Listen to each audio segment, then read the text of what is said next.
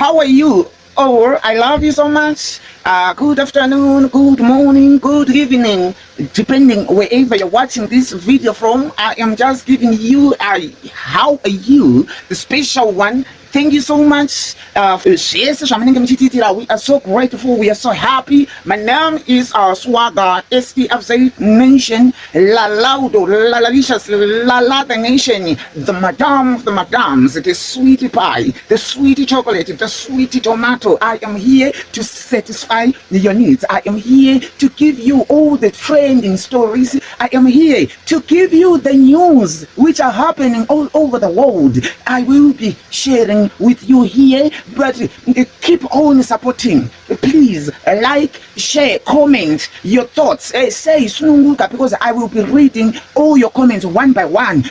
I'm trying to understand what your thoughts. So keep on supporting us, because without you we would not be here. Without you we won't have the power, we won't have the energy. We have the energy because of the support that you keep on giving to us. So please do like, comment your thoughts, like, share, and take others. Share to your groups on WhatsApp, share on Facebook, TikTok, YouTube. All platforms I'm there. My account, Swagger STFZ Nation. You will find me there. Anyway you want to check, just to check Swagger STFZ Nation and show your support wherever. Madam of the Madams. Let's hear this video.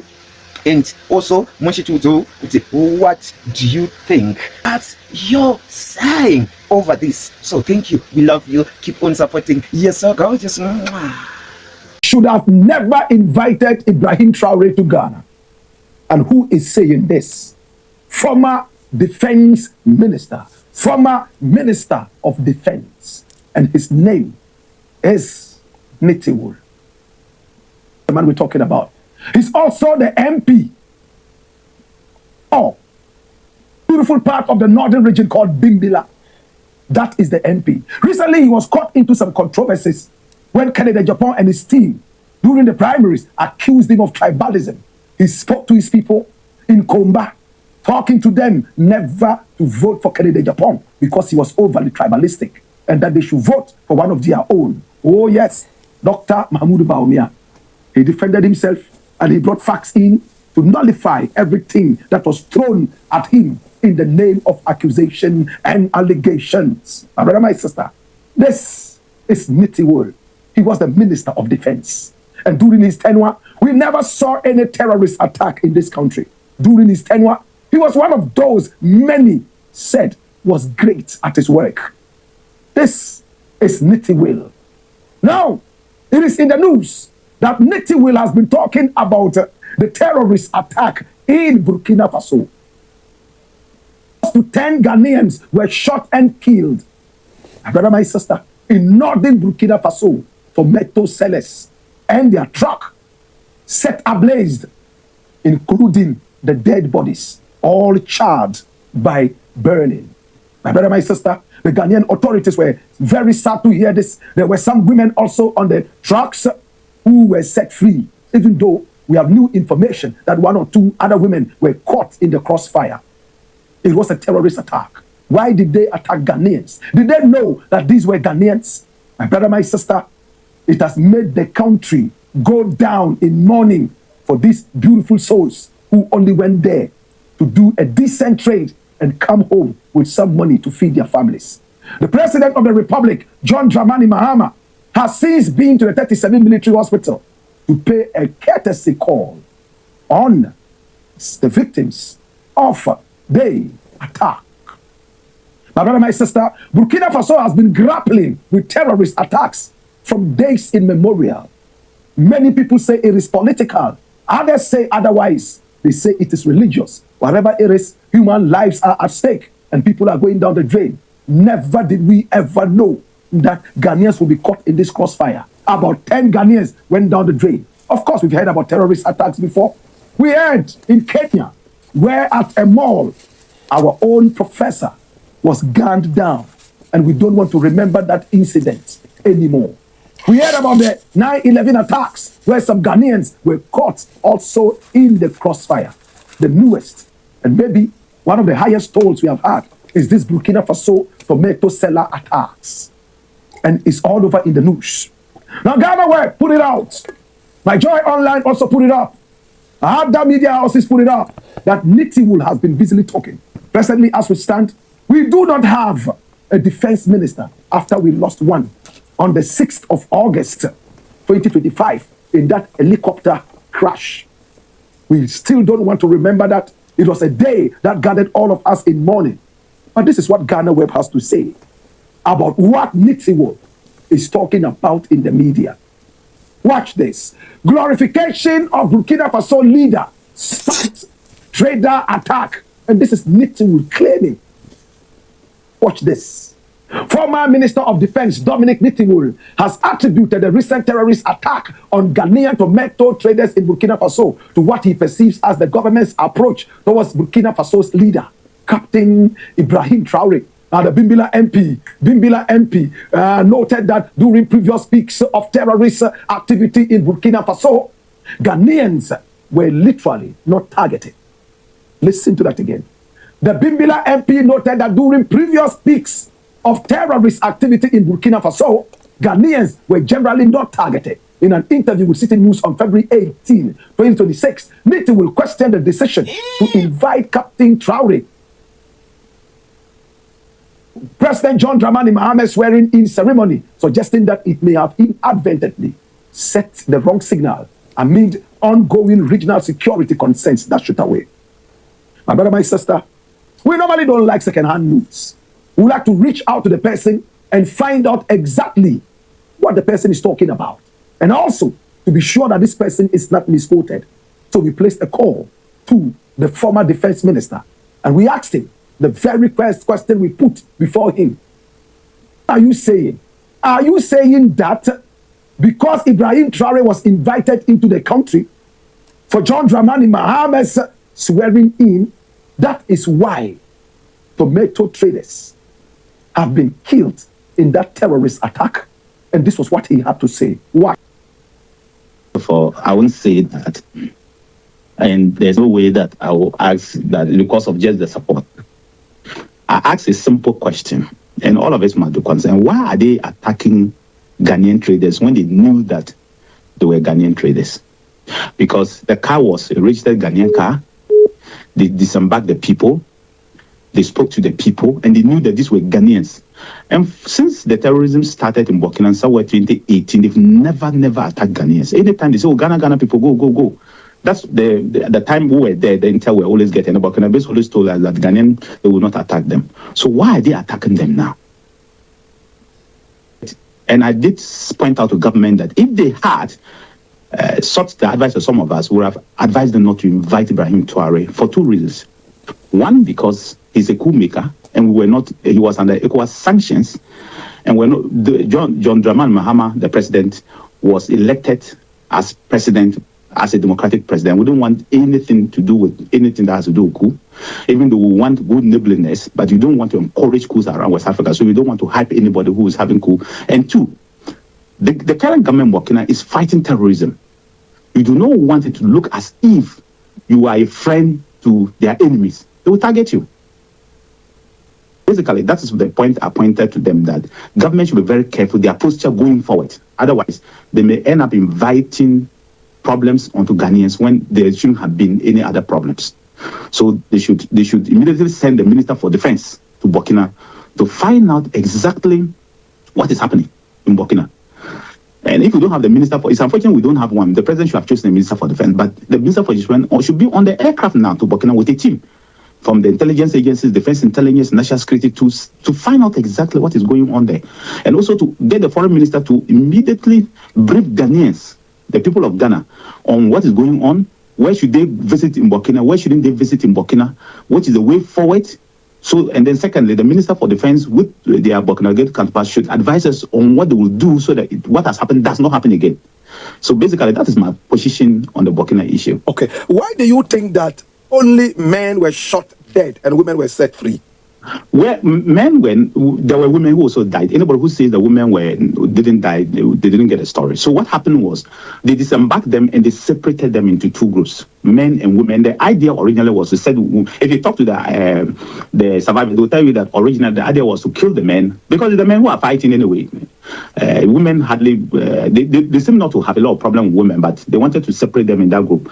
But some women also died. So it is not only men who died. Unfortunately, some women also died. And may their souls all rest in peace. So let nobody say that only men died. Some women, in fact, virtually all the men died, but there's a survivor. There's a young man who survived. All right. And he's in Ghana here. He's been brought. And another woman who also survived. In fact, the one who survived, the wife also survived. So they are all here. So men died and women also died. But normally, in this case, they separated them. And they burned the car too. They actually destroyed the car and burned. And this is not the first time that car has been going to Burkina. I just say that Ghanaians should be very wary of going to northern Burkina.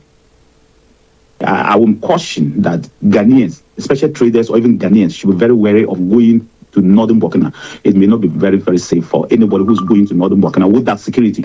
If you want to go to Burkina, then I think that you should get armed escort. But if you go on your own, you are risking too much. Right now, as it stands in Burkina Faso, please tell me, if you were the defense minister, what would you be suggesting right now, apart from escorts and then, in fact, armed escorts? So first of all, I would have been in Burkina by now to ascertain for myself exactly what the situation is. I will not have sat in Ghana and then be calling. I would have been in Burkina with my team to ascertain what is there. Of course, you will not be there for all these years, but you obviously would have been in Burkina to ascertain. You have visited them. You have talked to the people on the ground. You pick up intelligence, and then you are back and leave the team there to do the work with them. So the joint team would have investigated it to make sure it doesn't happen. 2, you would have send a travel advice immediately to Ghanaians and briefed. By now, I have briefed Ghanaians about 3 or 4 times. What is the way forward? What happened? What is going forward? How to prevent it in the travel advice? And 4, I would have worked with the Burkinabés to ensure that Ghanaians are safe, so that when they enter Ghana or they enter Burkina, they have enough security to ensure that they can go to Burkina and back. Otherwise, they'll be risking their lives. Now that Ghanaians are being targeted, like I said before, at no point did they ever target Ghanaians. It's not because Ghanaians were not going to Burkina. They were always going to Burkina, but they always never targeted them. It's this time that Ghanaians are being targeted. So we must take the security more serious than we used to do. I would say that we should liaise with our Burkina counterparts, in this case, the Minister of Defense in Burkina, to ensure that Ghanaian traders, Ghanaian nationals are protected. These are the 3 things I would have done. But I said before, make sure that we constantly update Ghanaians, tell them. I was expecting by this time the Minister for Foreign Affairs and Defense should have come to brief the country, brief Parliament, and also brief the country on what has happened. It's a very serious matter. This is the first time that we have up to 8 or 9 Ghanaians who have died through terrorism. We had one who died in Kenya, Professor Awono, may his soul rest in peace. But this is the first time the Ghanaians have been caught in the crossfire of terrorism and they have died. We don't know what these people are planning. We don't know what these terrorists are planning, and that's why we need a lot of intel. In our time, we worked closely with the Burkinabés, but what we didn't do was to openly flaunt it, openly let everybody know that this is what we are doing. I can tell you the sort of help that we gave the government, this government, new government, has not even given them that type of help. But I'm saying that we were not openly portraying it to the world that this is what we are doing. We work with them on the quiet to ensure that Ghana is safe. So we work with the Burkina Faso government, we work with the Ivorian government, we work with the Togolese government. And we're always working together. If you remember what we call the Accra Initiative, all these countries were part of the Accra Initiative, and we work closely together. But for every government, the safety of your citizens is the most important thing. And I feel that that's what government should prioritize. So I keep saying that government's posture is very important. Right. But if, like I said before, if anybody had invited me or to give a suggestion as to whether Captain Traore should be invited for the inauguration of our president, I have said they should hold on. It may not have been a very good idea. That's what I have advised. And that's what I have always said. And that is my position, that I, the former minister, would have advised that we should hold on. Otherwise, we may be portraying a particular picture that will not be helpful for our citizens at all. Well, Honorable Dominic Aduna Bingab Nitiwu, that's his name. He's the MP for Bimbila, and he used to be the defense minister of the Republic. In fact, his government just got out of power. Now, he made 2 very important suggestions. Number 1, we should never have invited Ibrahim Traore because he is a coup maker. We don't want to encourage coups in the country. Number 2, when they were in power, they worked hand in hand with the Burkinabe people Though they were not coming out to say exactly what they were doing, that was why terrorist attacks were on the low. Can we say this is true? We all remember Nana Addo Dankwa Akufo-Addo going to America and sitting down with the Americans and bad-mouthing the Burkinabés. How Burkinabe rebels were around the borders of Ghana, and this was going to wreak havoc for the people of Ghana.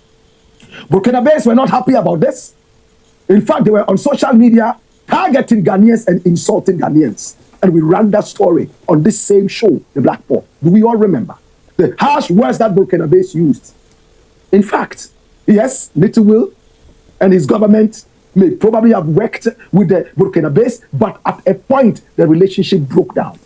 And that was why it was necessary for John Dramani Mahama to repair that relationship in one way or the other by inviting in Ibrahim Traore, who at the time was becoming more popular than any other African president, though a supposed coup maker.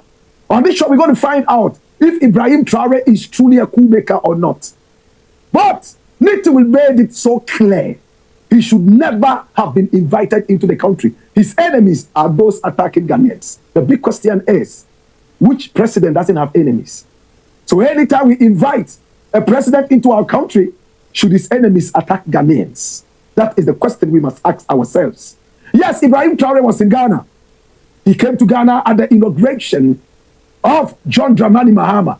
He intentionally invited him for so many reasons that you and I know, even before crossing the bridge. But let us cross the bridge right now. Is Ibrahim Traore. This guy that everybody is talking about. That is Ibrahim Traore. Only 37 years old. He was born on the 14th of March in 1988 in Kera. At Bondokwi, he became the world's youngest head of state when he took power in 2022, 4 years ago, at the age of 34. Brother, my sister, he studied geology, so he's a geologist at the University of Ouagadougou, now University of Joseph Kizerbo, from 2006 to 2010. He's a captain in the Burkina Faso army and is presently interim president of Burkina Faso and the president of the Confederation of the Sahel. Interim means he's just sitting in until the real president comes on. Brother, my sister, can I tell you more? How did he become the interim president of his country? Now, there was a president who was democratically voted for in Burkina Faso. He was called Roch Marc Christian Kabore. Roch Marc Christian Kabore. That is this president. Democratically elected. Then a certain soldier picked up arms and removed this president, duly elected democratically by the people of Burkina Faso. And this guy, my brother, my sister, Paul Henry, that is him here, Damiba, that's his name, Damiba. Paul Henry Damiba, that is him. He took arms and removed this man. Burkina army was not happy. We don't want coup d'etats in our country anymore. But our fellow soldier has decided to remove a democratically elected president. That was not what Sankara taught us, though he himself a coup maker. So 8 months after taking power from Roch Marc Christian Kabore, Ibrahim Traore decided to kick out his fellow soldier. And when he kicked him out, he took over power from a coup maker. That is why people like Kwesi Pratt revere this guy. That is why Mahama probably decided to invite this guy, apart from his humongous popularity all over Africa. And what he is doing that some democratically elected presidents cannot even dream of doing. I was seen to be good enough to be invited into the country. Can we look at his arrival in the country and what happened when he met with the president? Watch this. Captain Ibrahim Traore.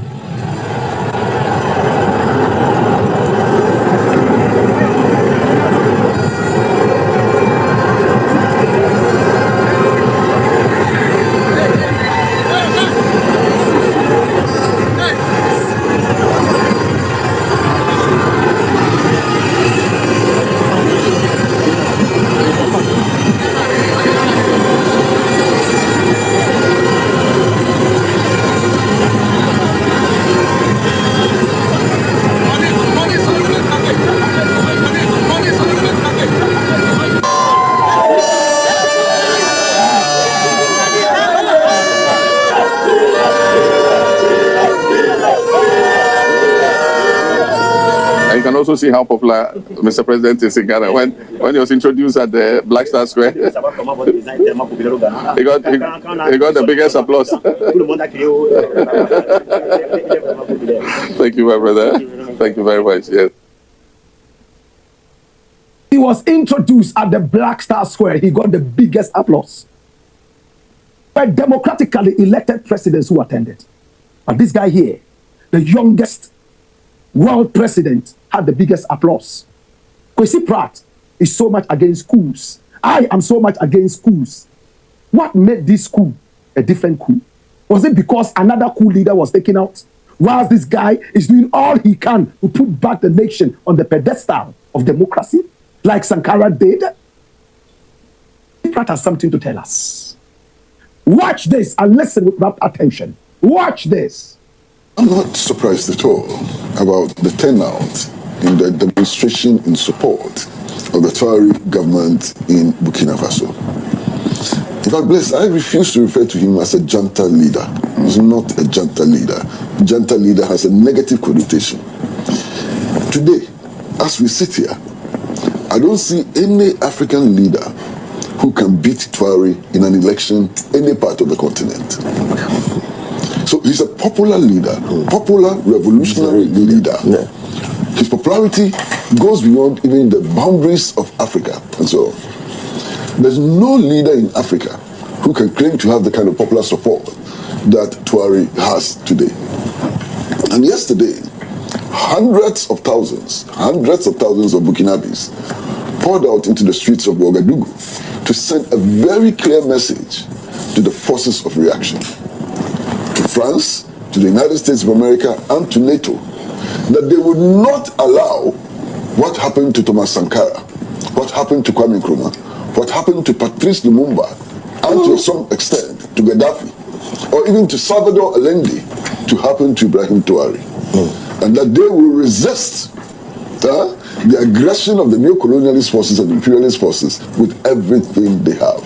And that was the message which was sent out loud and clear yesterday in Ouagadougou. Now, significantly, these protests, these demonstrations took place across the world.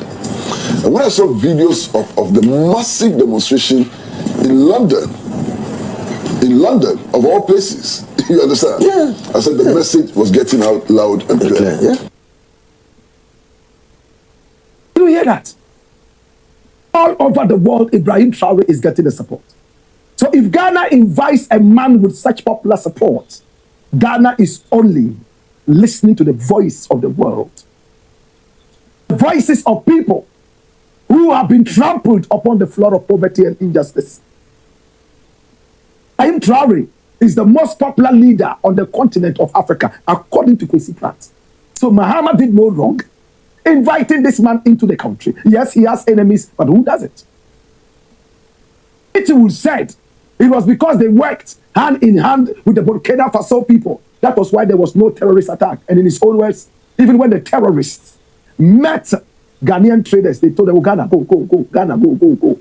But all of a sudden, they have started attacking Ghanaians. And for him, it's because we invited Ibrahim Traore into the country. I don't know what to think. But this man, is he a coup leader? A democracy restorer? He did not stage a coup against a democratically elected government, unlike what Kotoka did. Somebody else by name Paul Henry Damiba, one who staged the coup against Roch Marc Christian Kabore. Ibrahim Traore said, no, this can't happen. We have to restore democracy to our people. And decided to step across and make sure that the pathway to democracy is upheld. I don't know about you, but I've been to Burkina several times. Ibrahim Traore came into power. On his personal invitation, I was there. Brother, my sister, you go to Burkina Faso now, there's a lot of discipline.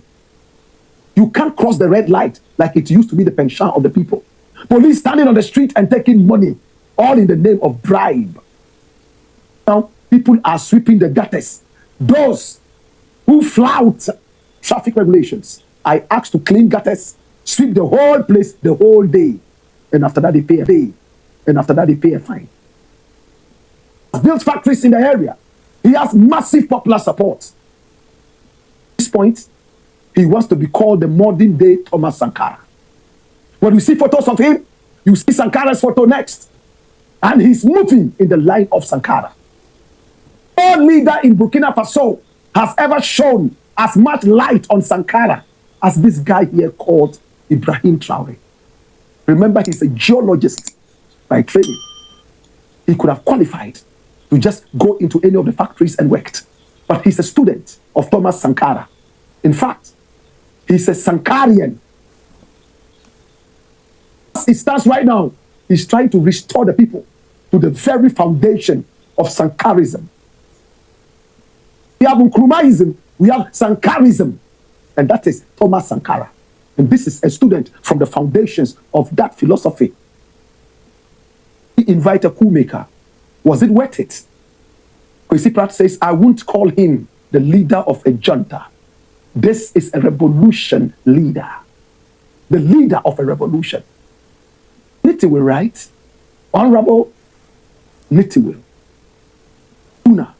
Bingap. T, right? Could our invitation of Ibrahim Traore have ignited this hatred from these terrorists for our people? Was it worth it? Was it not worth it? How did the Ghanaian people react to the terrorist attack? It will have been right that they should have taken a bolder step to go and dialogue with the people and so on and so forth. My brother, my sister, erase the black pots, aka